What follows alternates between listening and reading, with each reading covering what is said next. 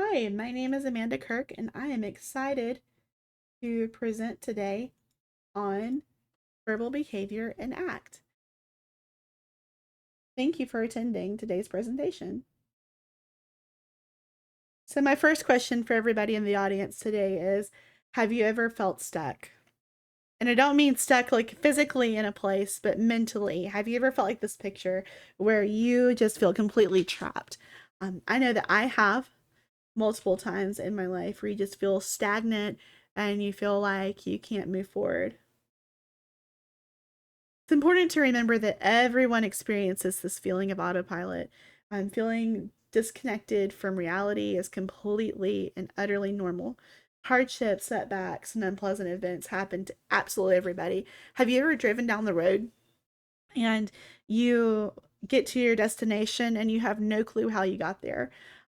Everybody experiences this from time to time, and so it's important to not become disconnected from reality and realize that you're not the only one going through these things. It'll encourage you and empower you to do so. So when you felt like this and you felt trapped and you felt like you're on an autopilot and just going day to day in the same rigorous, monotonous patterns, what was your response? Think about those feelings, and I want you guys to really lean in for a minute and think about those feelings. What did you do to fix it? We have this fight or flight response where we want to immediately try to pump the brakes and stop altogether, or we want to run the other direction and get out of there, right? Or try to fight. And so some of us have this other instinctual desire to try to fix it immediately and make it all better. And sometimes you can't. Sometimes you can't. And you just have to lean into the fact that you can't make it better. And so sometimes we do want so badly to be happy like everyone else, or just try to stop those painful feelings and thoughts from occurring altogether. So why do we do this? Anybody recognize him in the audience? Yeah? You think you know maybe? You look kind of familiar. I'm not really sure. Well, in 1957, he found the answer to why we do this. Yes, you were right. It's B.F. Skinner. B.F. Skinner developed his theory of verbal behavior in 1957 when he published a book called Verbal Behavior. And within its pages, he provides an explanation of why verbal behavior occurs. So, what is verbal behavior? Skinner defined verbal behavior as behavior reinforced through another person who must know how to reinforce the speaker's behavior. And he has verbal operants. And those are 5 verbal operants that he developed to fully explain verbal behavior. And those include echoic, mand, tact, interverbal, and autoclinic. Some of you guys probably have heard of these before. Others, it may be brand new to you, and that's totally okay. But I wanted to discuss these in a little fun activity we're going to do together. So this is audience participation time. So get ready for some fun. And if you would humor me a minute, I would love to walk through these with an activity together. So the first one, we're going to talk about echoics. Okay, so I want everybody in the audience to repeat after me, okay? I want you to say boo. Great job saying boo, everybody. That was awesome. Give yourself a round of applause. Yeah, so you just emitted it in echoic because you had point to point correspondence with what I said. You imitated my behavior, right? You imitated my verbalization. And so you saying boo immediately after I said boo was an echoic. Very good. All right. I have this big bucket of Reese's, you guys, and guess what? I want to know who wants a Reese's in this room. So if you want a Reese's, I want you to just shout out, "Give me a Reese's." Anybody? Yeah, come on. You guys know you like them. Well, here's a surprise. Anybody who just said that, raise your hand if you want one, and we are going to give you one right now as a treat from us to you during this presentation. So hold your hand up and keep them raised. Yep. Give me a Reese's. Man, I love Reese's peanut butter cups. They're so good. They are so good. Okay, well, if you just said, "Give me a Reese's," and one of my volunteers gave you one, you just had a man. And you emitted a demand if you said, "I don't want one." That's also a mand. So this is a great opportunity to remember that a mand is literally demand. That's the easiest way I know how to describe it, is thinking about it as a demand. It's when you request something, and the specific outcome of this is a specific reinforcer that go ahead and provides that conditioned reinforcement for what you wanted, right? So you're able to request an item and you're given that socially mediated reinforcement because you received the item you requested, or you got out of what you wanted it to stop. And so you didn't get that Reese's if you didn't want it, and you got it if you wanted it. And so that's a mand, is whenever the speaker says something that they want and the listener provides that specific reinforcer. All right. So what's this, guys? What is this a picture of? That's a pumpkin. You're right. That is a pumpkin. It's a giant pumpkin. You're right. Good job. So, me providing you that generalized reinforcement, I didn't go around and hand you guys a big pumpkin because you said that's a pumpkin. I just told you, great job, that's a pumpkin. That generalized reinforcement after you labeled an item is a tact. And so, to remember tact is literally labeling. It's as easy as that. And that's what the best way I know how to describe it, to remind myself of that on a day to day basis. Okay, and then next is intraverbal. And so when I say, what's your name? I'm going to count 1, 2, 3, and then I want you to shout out your name, okay? So, what's your name? 1, 2, 3. That was great. Good job answering. Okay, so you just engaged in an interverbal because you answered my question. It didn't have point-to-point correspondence, but you did provide an answer, and you gave an admitted verbal behavior because you shared what your name was. So that's engaging in an interverbal. And so the way I remember interverbal is really that communication or conversation, kind of answering that back and forth dialogue with one another. So autoclitic. This sounds really, really advanced. It is one of the more advanced verbal operants that Skinner developed, but it's not hard to understand. And so if Linus is sitting out in the field right now, and apparently I want it to be the fall, even though it's summertime, but Linus says, the great pumpkin is real, believe me, I saw him. He's engaging in autoclitic by saying, believe me, I saw him. He's providing more verbalizations that are strengthening his admission of the great pumpkin is real. Okay, he's providing that descriptive autoclitic. And remember, too, there's different types of autoclitics. And so this one just so happens to be more of a descriptive autoclitic. Believe me, I saw him. Trying to increase the strength of his verbalization there. And so that's what autoclitic is. So, to understand everything moving forward, we need to stop and look at relational frame theory.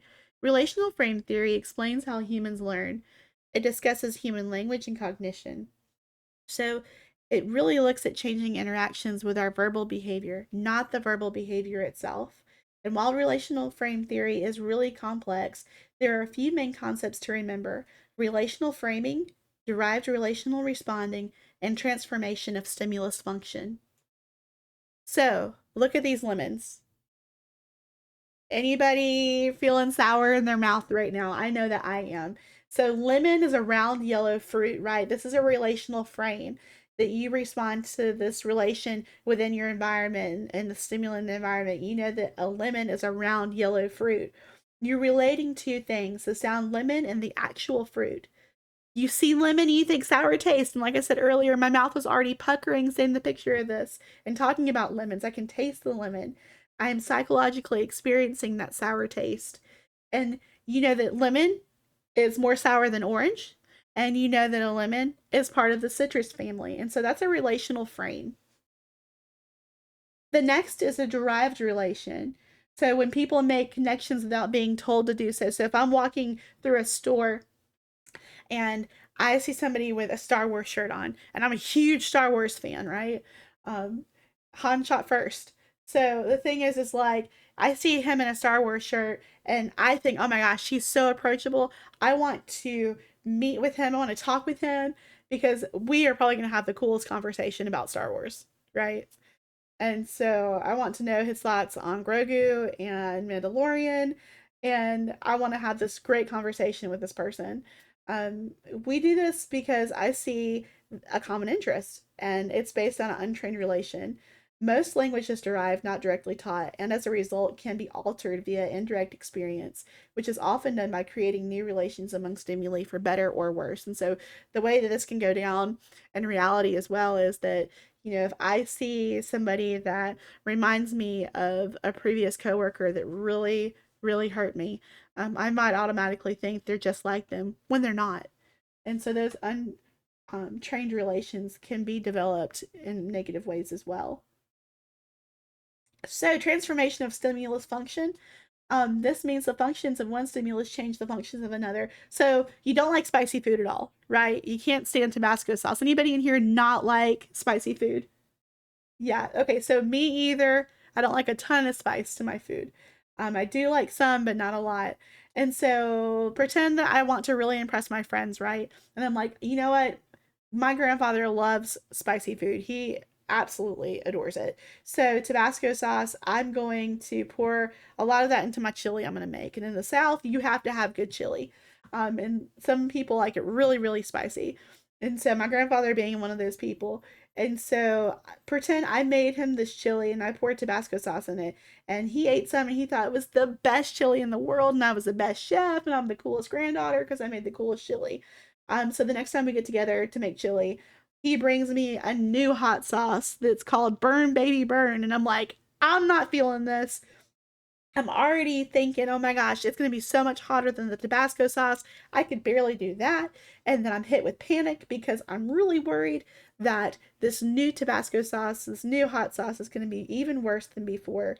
And the functions of the Tabasco sauce change the function of the Burn Baby Burn sauce, with the relation much hotter. These happen all the time and can contribute a lot to the psychological suffering people experience on a daily basis. Don't want to eat that chili. So let's look at ACT's goal. The goal of ACT is to alter the individual's responses to these frames. So the hope is that for the individual to learn to accept or become willing to accept unpleasant feelings without overreacting to them or trying to avoid situations that occasion them, while constantly living a life of commitment to the pursuit of valued outcomes and to the experiences in life that are most important to them. And so again, we really want to make sure that we can just lean in and we don't have to run away from things that are bothering us, that we can just completely be in the present moment as we are and be okay. Axe history. Let's look at this for a minute and say, I really want you guys to know the origins. Does anybody know this man right here in this picture? Well, you do now. It's Dr. Steve Hayes. He is with the University of Nevada and he developed ACT in the late 80s and early 90s. So, with CBT being a derivative of ACT, it originated from cognitive behavior therapy. And then it's different because it focuses on accepting personal struggles instead of avoiding them. So, again, the whole key here is to lean into the hard parts so that we can move forward. Psychological inflexibility is a big, important focus of ACT. So, again, we focus on a set of behaviors that we want to change, known as psychological inflexibility. And these include experiential avoidance, meaning a person's attempts to avoid or control uncomfortable or unpleasant experiences, both internal, such as thoughts or feelings, and external, such as certain events or interactions. Cognitive fusion, the static belief that the content of your thoughts is literal. Dominance of living in the past or future, a person being distracted by ruminating on thoughts regarding things that have happened or might happen. Attached to the conceptualized self, responding to a view of yourself as no more than a collection of verbal descriptions and past behaviors. Lacks of values clarity, a lack of personal understanding of what matters to you and the sources of reinforcement in your own life. And impulsive or maladaptive behavior patterns that stop you from contacting your valued reinforcers. And what we want is psychological flexibility, right? We want you to be able to contact the present moment and be conscious as a person and continue to focus on changing and persisting your behavior, knowing that it's working toward a valuable outcome. It's really great because ACT has been included in the National Registry of Evidence-Based Programs and Practices within the U.S. Department of Health and Human Services since 2010. Research continues to show that it works incredibly well with a ton of populations. ACT and mindfulness, there is an overlap. It may be easy to see the overlap between acceptance and mindfulness. The core processes are similar because we are presenting this visually in a diagram called the hexaflex. It's split into two groups, the mindful core and the reinforcer core. So let's look at that really quick. There's 6 different parts of the hexaflex, starting with acceptance, cognitive diffusion, being present, self as context, values, and commitment. So let's look at each of these. So the first is acceptance. So acceptance is an integral component of ACT and ABA. Acceptance is often taught through activities that encourage people to engage in thoughts or activities that they may otherwise avoid and develop the ability to tolerate both good outcomes, like getting reinforcers, and bad outcomes, like losing reinforcers. Really trying to encourage people that it will be okay, no matter what you're going through, that even though you can't change it, it will be okay. For children, you really want to provide frequent behavior specific praise when you see a child accept hard things. Let them know that you see them try. People need to know that they are doing a good job and that you can tell that they're working so hard trying to give their very best, even though it's hard to accept the moment that they're in. The next is diffusion. So, diffusion encourages the individual to let go of the need to control or eliminate distressing thoughts or experiences by changing the way they interact with them, creating distance between themselves and the thought, lessening control of feelings over behavior. Diffusing from thoughts allows you to really realize there's a reality separate from the thoughts, worries, and emotions that appear contained within. So for children, they struggle a lot with being able to separate home life from school life. Being able to know that, what my dad thinks of me, if he calls me stupid, my teacher doesn't feel like that about me. Present moment awareness, living in the here and now, being aware of your reality is extremely hard to do. Sometimes things just show up psychologically and you have to redirect your thoughts back to the present. Um, this can happen often, even in this room right now. So focus on trying to notice when you get entangled in thoughts and feelings and refocus on what is occurring in the present moment around you. So for children, teach them to refocus what's actually going on around them and disengage from unhealthy avoidant behavior. Self is context. The best way I can describe this is think of a tree, okay? And think about how the tree changes over time. And sometimes the leaves are green and they're new and they're fresh. And sometimes the leaves change color and sometimes they fall off. Sometimes the tree is decorated for a holiday. The thing is that no matter what that tree goes through, it is still a tree. So being able to create that distinction between yourself and your behavior, you can see the big picture without labeling yourself. Oftentimes, other people give us these labels and we have to fight through that and understand that we are more important than that label. So, for children, labels from themselves or others can have a significant influence. Once they feel labeled something, they may try to avoid situations that would make that a reality for them. Values, again, focuses on those values. Is critical because it helps them move toward a direction of value and worth in their lives. We want them to be able to identify those values so that they can engage in behavior that results in reinforcement or rewards. For many kids, again, this is an abstract concept. This can be very challenging and difficult to understand. Make this concrete for them. Emphasize that they must engage in certain behaviors to get what is important. Um, for some kids that I've worked with in the past, their value was to make their mom proud or to be known as a friend. And so, again, when this works, you can see it, and it's a beautiful, beautiful thing. Committed action helps people stay focused and drives you toward the desired outcomes. So, if you mess up or get off track, you find a way to re engage instead of wallowing in the failure. Will this behavior move you toward or away from the desired outcome? So, for instance, with kids, failure again is often a cue for more failure.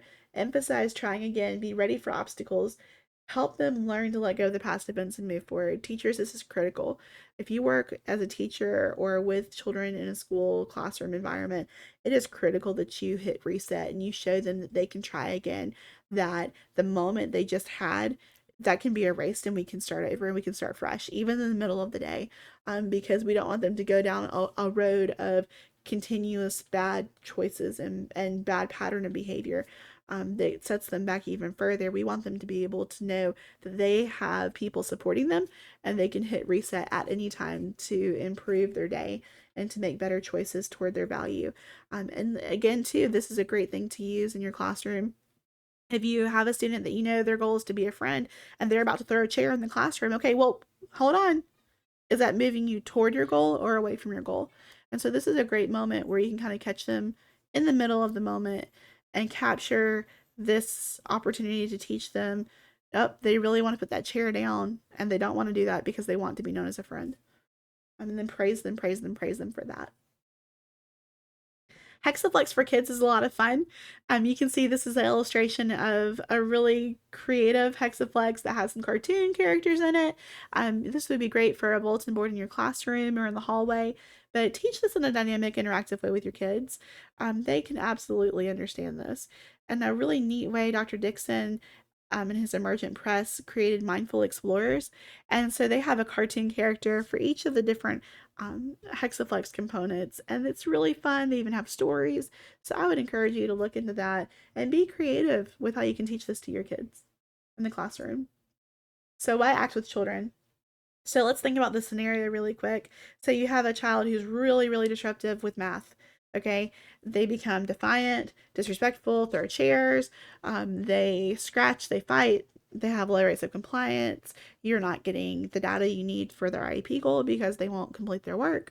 And so, why does this cycle continue? And so, again, this rigid refusal to complete math arises from the series of experiencing failures in math and the attachment to the idea that they're terrible at math and will be embarrassed in front of their peers if they're forced to do math at school.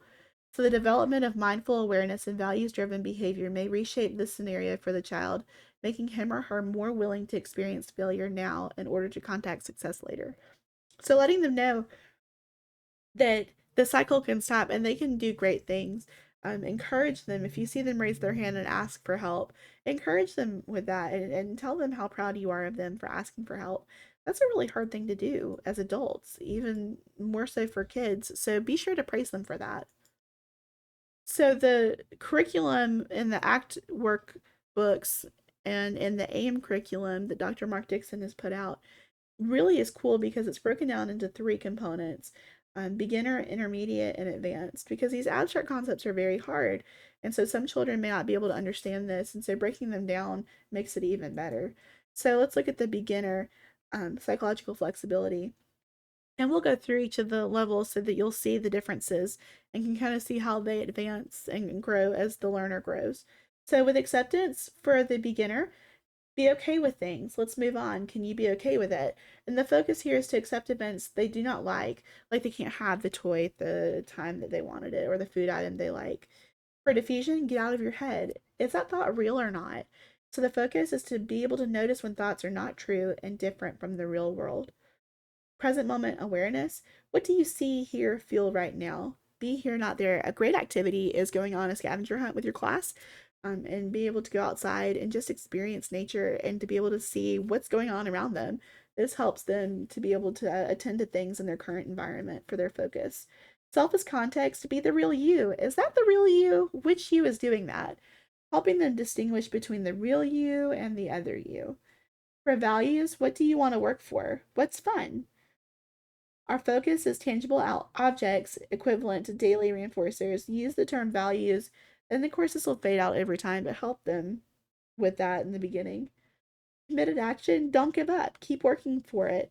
What do you need to do to earn extra computer time? And help them engage in those behaviors that earn the reinforcers, even if they don't like it at first. So, that intermediate is being able to accept the good and the bad. Asking them questions like, be okay with it, can you accept it? And then accept thoughts as they are. Like, it's okay to have good and bad thoughts. Was anybody ever taught this? Because I don't think I was ever taught this, that it was okay to have good and bad thoughts. Diffusion, step back from your thoughts, label your thoughts, understand and identify when you're ruminating on that. I'm having the thought that I'm not going to do good in my presentation right now because I'm nervous. So if public speaking is not your thing, be able to lean into that, right? And not run from that. So that present moment awareness, be aware, be here now. Where are you right now? So the focus here is to distinguish between when they are caught up in their mind and in the present. Self as context, you or you, not your behavior. Is that you or a label? Help them to be able to distinguish between you and your behavior. You are not the labels given to you. This is important for them to understand. Values, what do you like? What's important? How can you be good? So our focus here is contrasting those smaller and larger reinforcers with delay, differentiate values and things. And then that committed action, don't give up, even if it's hard. What are the obstacles? You can do this. Adapt their behavior to overcome challenges and obstacles. And then for the advanced learner, this may be more like your high school student or your young adult if you work outside of the school environment. But for those high school students, help them to learn to live with the good and bad, practice acceptance. That focus here is to accept thoughts and feelings, continue to engage in valued behavior. For diffusion, you are not your thoughts. Separate from your thoughts. The diffusion focus is to be able to notice thoughts or feelings, controlling behavior, and diffuse from them. Present moment awareness, be in the moment, practice awareness. Where is your mind now? Be able to notice when you're not in the present and bring awareness back to the moment. This is really challenging for a lot of adults even to do, but if we can help ourselves not miss out on the moment, it'll be a really, really big game changer down the road. Self is context. You are more than your thoughts and behavior. So, again, here the focus is to be able to contact the perspective of transcendent self that is always present. Values, what matters to you? What do you want your life to be about? So, work hard to link those daily reinforcers to long term values, increase the later reinforcers. And that committed action, keep working for what matters. Leave your mistakes behind you. Let go of previous behavior so that it does not dictate future behavior. And so, a quick recap here. Again, with ACT, we overall want to be able to reduce that verbal behavior that gets in the way of living in the present moment. We want to develop values clarity and create flexible behavior related to identified values. Research in schools has really emerged with ACT, and it's important to know that it's effective. So, Himalayan et al. In 2023 published a study that was done to investigate the impact of online ACT lessons to improve psychological well being and school engagement in ninth graders. So they found that adding the online ACT intervention promoted adolescent well being, which increased school engagement. They recommended future researchers focus on further comparisons across multiple ages and genders. And then Knight and Samuel in 2022 reviewed 9 different studies, and they found that there is evidence to support the use of ACT as a school based intervention across these studies. And then future research should develop more highly powered studies to draw firm conclusions regarding the effectiveness of specific ACT interventions. So, verbal behavior and ACT. It's important that we know that complex verbal behavior exists and impacts us on a daily basis. ACT addresses complex behavior influenced by covert verbal behavior, and that Skinner's concept of thoughts as behavior allows covert verbal behavior to be a legitimate target for treatment. ACT leans toward verbal behavior and radical behaviorism as it considers private behavior critical in understanding public behavior. It is an extension of Skinner's verbal behavior that he published, and that it helps bring a deeper level of understanding to how private verbal behavior impacts public behavior. So Dr. Mark Dixon says, right now, can you accept what is going on around you? Commit to the things you want in your life and try really hard to get to them no matter what. I encourage you to continue to learn as much as you can about Skinner's verbal behavior and ACT and how it can be used to help those you serve. Now, before this presentation, you were given an index card to ask any questions you had regarding verbal behavior and ACT. 4 questions were selected, and we actually selected 1 extra question. So the first one comes from Sarah, and she asks, what would you say to someone who believes behavior analysts should not use ACT? This is a really big topic because several people believe that ACT is more psychologically based and not behavior analytic in nature. I would say that is absolutely in our scope of practice because it is trying to shape behavior. It is not so much focused on the counseling aspects of it, but it is trying to help us shape our own private behavior, which we know impacts our public behavior. And so I would think that as a contextual behavioral scientist, that it absolutely is something we should use and encourage those around us to learn more about. The next question is from Melissa, and she says, can you please share an example of a verbal operant within an area of the hexaplex? That's a great question. And so I think the echoic is what I lean toward because I think about how we imitate and will say a specific statement that someone has told us, right? And we'll say that, somebody said that we're dumb, and so we're going to repeat that to ourselves and say, I'm dumb. And so that's the part of the hexaflex called diffusion that we have to fight against, is not engaging in this echoic behavior internally as a covert behavior and damage ourselves in the process.